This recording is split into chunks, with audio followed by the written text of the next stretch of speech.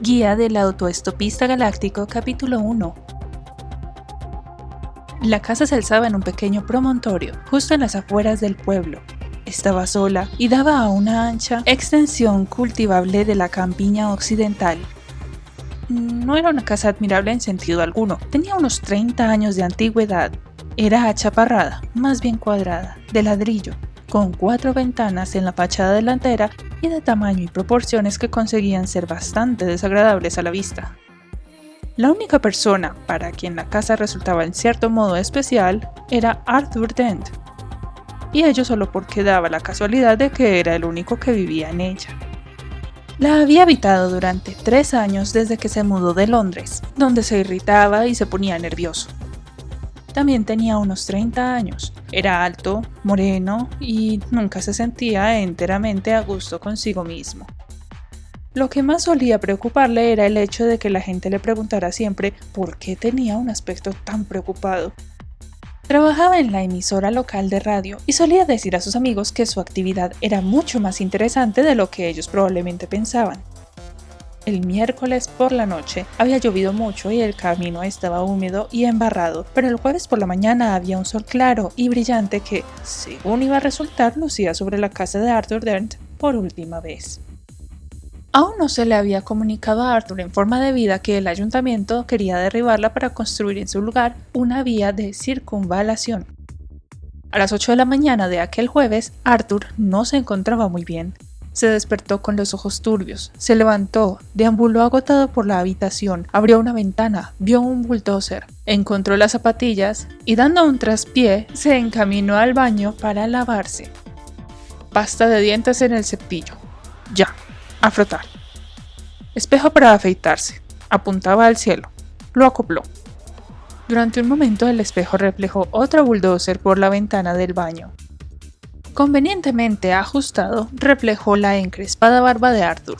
Se afeitó, se lavó, se secó y dando trompicones se dirigió a la cocina con idea de hallar algo agradable que llevarse a la boca. Cafetera, enchufe, nevera, leche, café. Bostezo. Por un momento la palabra bulldozer vagó por su mente en busca de algo relacionado con ella. El bulldozer que se veía por la ventana de la cocina era muy grande. Lo miró fijamente. Amarillo. Pensó y fue tambaleándose a su habitación para vestirse. Al pasar por el baño se detuvo para beber un gran vaso de agua y luego otro. Empezó a sospechar que tenía resaca. ¿Por qué tenía resaca? Había bebido la noche anterior. Supuso que así debió ser. Atisbó un destello en el espejo de afeitarse. Amarillo. Pensó y siguió su camino vacilante hacia la habitación. Se detuvo a reflexionar. La taberna, pensó. ¡Santo Dios, la taberna! Vagamente recordó haberse enfadado por algo que parecía importante. Se lo estuvo explicando a la gente y más bien sospechó que se lo había contado con gran detalle. Un recuerdo visual más nítido era el de miradas vidriosas en las caras de los demás. Acababa de descubrir algo sobre una nueva vía de circunvalación. Habían circulado rumores durante meses, pero nadie parecía saber nada al respecto. Ridículo. Bebió un trago de agua. Eso ya se arreglaría solo, concluyó. Nadie quería una vía de circunvalación y el ayuntamiento no tenía en qué basar sus pretensiones. El asunto se arreglaría por sí solo. Pero qué espantosa resaca le había producido. Se miró en la luna del armario. Sacó la lengua. Amarilla. Pensó. La palabra amarillo vagó por su mente en busca de algo relacionado con ella. 15 segundos después había salido de la casa y estaba tumbado delante de un enorme bulldozer amarillo que avanzaba por el sendero del jardín. Mr. L. Prosser era, como suele decirse, muy humano.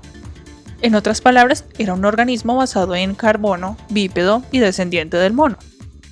Más concretamente tenía 40 años, era gordo y despreciable, trabajaba para el ayuntamiento de la localidad.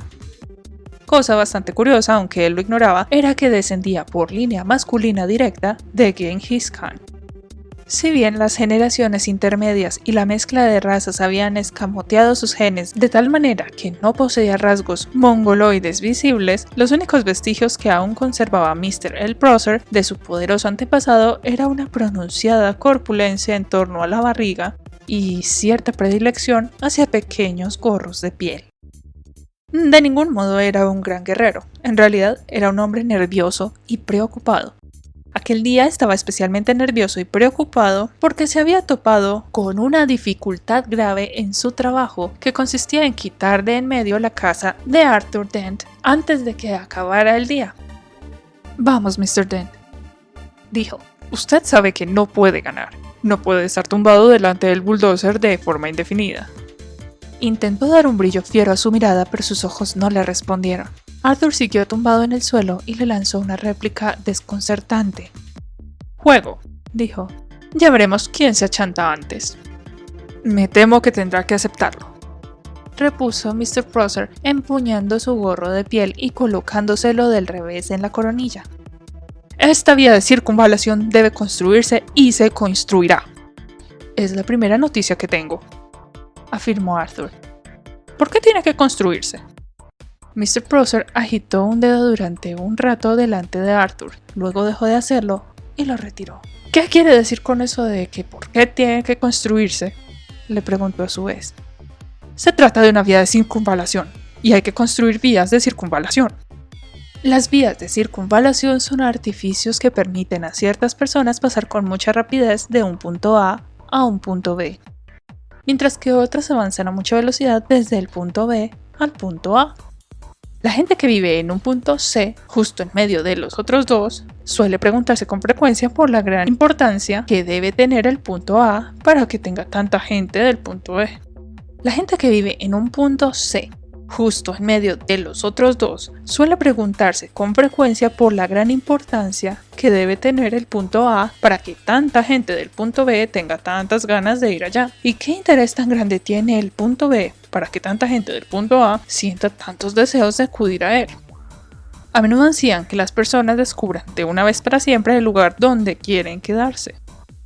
Mr. Prosser quería ir a un punto D. Punto D no estaba en ningún sitio en especial, solo se trataba de cualquier punto conveniente que se encontrara a mucha distancia de los puntos A, B y C. Llegaría a tener una bonita casa de campo en el punto D, con hachas encima de la puerta, y pasaría una agradable cantidad de tiempo en el punto E, donde estaría la taberna más próxima al punto D. Su mujer, por supuesto, quería rosales trepadores, pero él prefería hachas. No sabía por qué, solo que le gustaban las hachas. Se ruborizó profundamente ante las muecas burlonas de los conductores de los bulldóceres. Empezó a apoyarse en un pie, y luego en el otro. Pero estaba igualmente incómodo descargando el peso en cualquiera de los dos. Estaba claro que alguien había sido sumamente incompetente y esperaba por lo más sagrado que no hubiera sido él. Tenía usted derecho a hacer sugerencias o a presentar objeciones a su debido tiempo, ¿sabe?, dijo Mr. Prosser. «¿A su debido tiempo?», gritó Arthur. «¡A su debido tiempo! La primera noticia que he tenido fue ayer, cuando vino un obrero a mi casa. Le pregunté si venía a limpiar las ventanas y me contestó que no, que venía a derribar mi casa. No me lo dijo inmediatamente, desde luego, claro que no. Primero me limpió un par de ventanas y me cobró 5 libras. Luego me lo dijo». «Pero Mr. Dent, los planos han estado expuestos en la oficina de planificación local desde hace 9 meses. «Ah, claro. Ayer por la tarde, en cuanto me enteré, fui corriendo a verlos. No se ha excedido usted precisamente en llamar la atención hacia ellos, ¿verdad que no? Me refiero a decírselo realmente a alguien o algo así». «Pero los planos estaban a la vista». «¿A la vista?» «Sí, incluso tuve que bajar al sótano para verlos». «Ahí está el departamento de exposición pública, con una linterna. Bueno, probablemente se había ido la luz. Igual que en las escaleras. Pero bueno, encontró el aviso, ¿no?». «Sí», contestó Arthur. «Lo encontré. Estaba a la vista en el fondo de un archivador cerrado con llave y colocado en un lavabo en desuso, en cuya puerta había un letrero que decía «Cuidado con el leopardo». Por el cielo pasó una nube. Arrojó una sombra sobre Arthur Dent, que estaba tumbado en el barro frío, apoyado en el codo. Arrojó otra sombra sobre la casa de Arthur Dent. Mr. Prosser frunció el ceño. «No parece que sea una casa particularmente bonita», afirmó. «Lo siento, pero da la casualidad de que a mí me gusta». «Le gustará la vía de circunvalación». «Cállese ya. exclamó Arthur Dent. Cállese y márchese, y llévese con usted su condenada vida de circunvalación. No tiene en qué basar sus pretensiones si usted lo sabe. Mr. Prosser abrió y cerró la boca un par de veces mientras su imaginación se llenaba por un momento de visiones inexplicables, pero horriblemente atractivas, de la casa de Arthur Dent consumida por las llamas, y del propio Arthur gritando y huyendo a la carretera en las ruinas humeantes con al menos 3 pesadas lanzas sobresaliendo en su espalda. Mr. Prosser se veía incomodado con frecuencia por imágenes parecidas que le ponían muy nervioso. Tartamudeó un momento, pero logró dominarse. «Mr. Dent», dijo. «Hola, ¿sí?», dijo Arthur. «Voy a proporcionarle cierta información objetiva.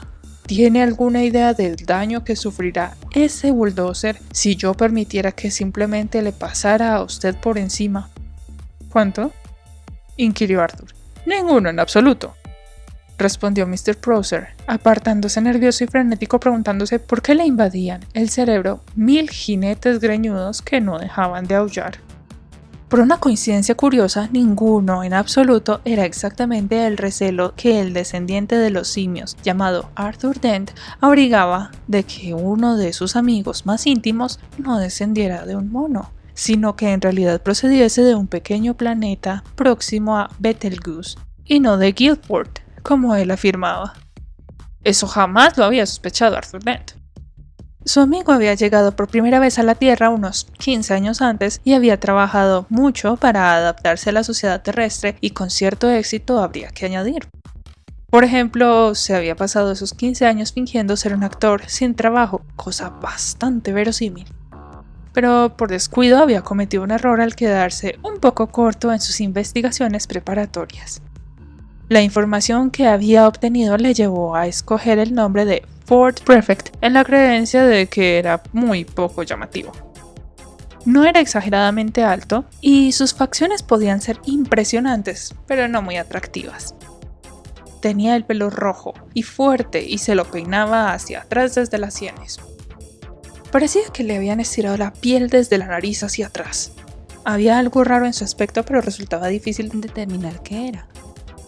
Quizás consistiese en que no parecía parpadear con la frecuencia suficiente y cuando le hablaban durante cierto tiempo, los ojos de su interlocutor empezaban a lagrimear. O tal vez fuese que sonreía con muy poca delicadeza y le daba a la gente la enervante impresión de que estaba a punto de saltarles al cuello. A la mayoría de los amigos que había hecho en la Tierra les parecía una persona excéntrica, pero inofensiva. Un bebedor turbulento con algunos hábitos extraños. Por ejemplo, solía irrumpir sin que lo invitaran en fiestas universitarias, donde se emborrachaba de mala manera y empezaba a burlarse de cualquier astrofísico que pudiera encontrar hasta que lo echaban a la calle. A veces se apoderaban de él extraños estados de ánimo. Se quedaba distraído mirando al cielo como si estuviera hipnotizado, hasta que alguien le preguntaba qué estaba haciendo. Entonces parecía sentirse culpable durante un momento, luego se tranquilizaba y sonreía. Pues buscaba algún platillo volante. Solía contestar en broma y todo el mundo se echaba a reír y le preguntaba qué clase de platillos volantes andaba buscando. Verdes, contestaba con una mueca perversa. Lanzaba una carcajada estrepitosa y luego arrancaba de pronto hacia el bar más próximo, donde invitaba a una ronda a todo el mundo. Esas noches solían acabar mal. Ford se ponía ciego de whisky, se acurrucaba en un rincón con alguna chica y le explicaba con frases inconexas que en realidad no importaba tanto el color de los platillos volantes. A continuación echaba a andar por la calle tambaleándose y semiparalítico, preguntando a los policías con los que se cruzaba si conocían el camino de Betelgeuse. Los policías solían decirle algo así: «¿No cree que ya va siendo hora de que se vaya a casa, señor?» «De eso se trata, quiero recogerme», respondía Ford de manera invariable en tales ocasiones. En realidad lo que verdaderamente buscaba cuando miraba al cielo con aire distraído era cualquier clase de platillo volante. Decía que buscaba uno verde porque ese era tradicionalmente el color de los exploradores comerciales de Betelgeuse. Fort Prefect estaba desesperado porque no llegaba ningún platillo volante. 15 años era mucho tiempo para andar perdido en cualquier parte, especialmente en un sitio tan sobrecogedoramente aburrido como la Tierra. Ford ansiaba que pronto apareciese un platillo volante, pues sabía cómo hacer señales para que bajaran y conseguir que lo llevaran. Conocía la manera de ver las maravillas del universo por menos de $30 altarianos al día. En realidad, Ford Prefect era un investigador itinerante de ese libro absolutamente notable, La Guía del Autoestopista Galáctico. Los seres humanos se adaptan muy bien a todo, y a la hora del almuerzo había arraigado una serena rutina en los alrededores de la casa de Arthur. Este interpretaba el papel de rebozarse la espalda en el barro, solicitando de vez en cuando ver a su abogado o a su madre o pidiendo un buen libro. Mr. Prosser asumía la función de atacar a Arthur con algunas maniobras nuevas, soltándole de cuando en cuando un discurso sobre el bien común, la marcha del progreso. Ya sabe que una vez derribaron mi casa, nunca se debe mirar atrás. Y otros camelos y amenazas, y el quehacer de los conductores de los bulldozers era sentarse en corro, bebiendo café y haciendo experimentos con las normas del sindicato para ver si podían sacar ventajas económicas de la situación. La Tierra se movía despacio en su trayectoria diurna. El sol empezaba a secar el barro sobre el que Arthur estaba tumbado. Una sombra volvió a cruzar sobre él. «Hola, Arthur», dijo la sombra. Arthur levantó la vista y, guiñando los ojos para protegerse del sol, vio que Ford Prefect estaba de pie a su lado. «Hola, Ford, ¿cómo estás?» «Muy bien», contestó Ford. «Oye, ¿estás ocupado?» «¿Que si estoy ocupado?», exclamó Arthur. «Bueno, ahí están todos esos bulldozers y tengo que tumbarme delante de ellos porque si no derribarían mi casa. Pero aparte de eso, pues, no especialmente. ¿Por qué?» En Betelgeuse no conocen el sarcasmo, y Ford Prefect no solía captarlo a menos que se concentrara. «Bien, ¿podemos hablar en algún sitio?», preguntó. «¿Cómo?», repuso Arthur Dent. Durante unos segundos pareció que Ford le ignoraba, pues se quedó con la vista fija en el cielo como un conejo que tratase de que lo atropellara un coche. Luego, de pronto, se puso en cuclillas junto a Arthur. «Tenemos que hablar», le dijo en tono apremiante. «Muy bien», le contestó Arthur. «Hablemos». «Y beber», añadió Ford. «Es de importancia vital que hablemos y bebamos. Ahora mismo, vamos a la taberna del pueblo». Volvió a mirar al cielo, nervioso, expectante. «Pero es que no lo entiendes», gritó Arthur. Señaló a Prosser. «Ese hombre quiere derribar mi casa». Ford lo miró perplejo. «Bueno, puede hacerlo mientras tú no estás, ¿no?», sugirió. «Pero no quiero que lo haga». «Ah». «Oye, Ford, ¿qué es lo que te pasa?», preguntó Arthur. «Nada, no me pasa nada. Escúchame, tengo que decirte la cosa más importante que hayas oído jamás. He de contártela ahora mismo y debo hacerlo en el bar Horse and Groom». «¿Pero por qué?» «Porque vas a necesitar una copa bien cargada». Ford miró fijamente a Arthur, que se quedó asombrado al comprobar que su voluntad comenzaba a debilitarse. No comprendía que ello era debido a un viejo juego tabernario que Ford aprendió a jugar en los puertos del hiperespacio que abastecían a las zonas mineras de Madranita en el sistema estelar de Orión Beta. Tal juego no se diferenciaba mucho del juego terrestre denominado Lucha India y se jugaba del modo siguiente. Dos contrincantes se sentaban a cada extremo de una mesa con un vaso enfrente de cada uno. Entre ambos se colocaba una botella de aguardiente Yanks, el que inmortalizó la antigua canción minera de Orión. «Oh, no me des más de ese añejo aguardiente Yanks. No me des más de ese añejo aguardiente Yanks, pues mi cabeza echará a volar, mi lengua mentirá, mis ojos arderán y me pondré a morir. No me pongas otra copa de ese pecaminoso aguardiente añejo Yanks». Cada adversario concentraba su voluntad en la botella, tratando de inclinarla para echar aguardiente en el vaso de su oponente, quien entonces tenía que beberlo. La botella se llenaba de nuevo, el juego comenzaba otra vez y otra.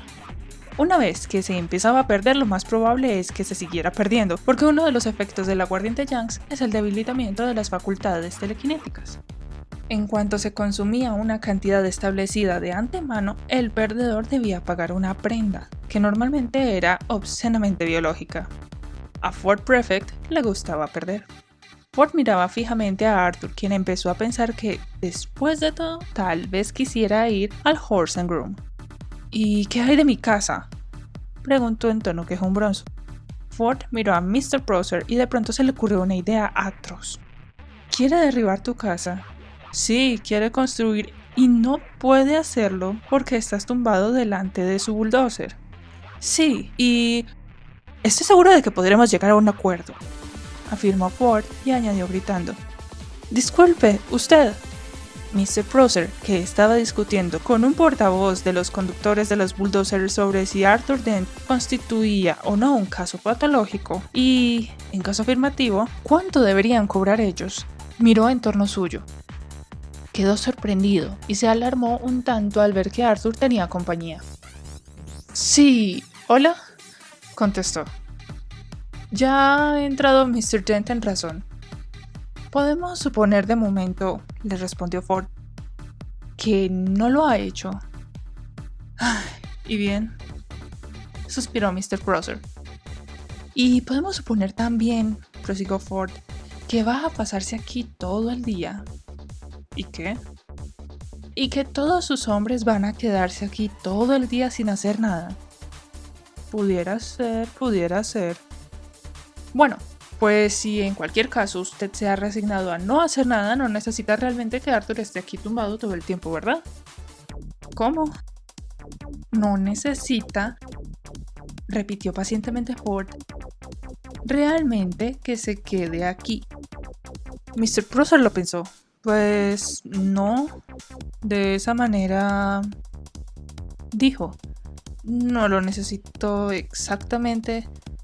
Prosser estaba preocupado. Pensó que uno de los dos no estaba muy en sus cabales. De manera que si usted se hace a la idea de que Arthur está realmente aquí, le propuso Ford, entonces él y yo podríamos marcharnos media hora a la taberna. ¿Qué le parece?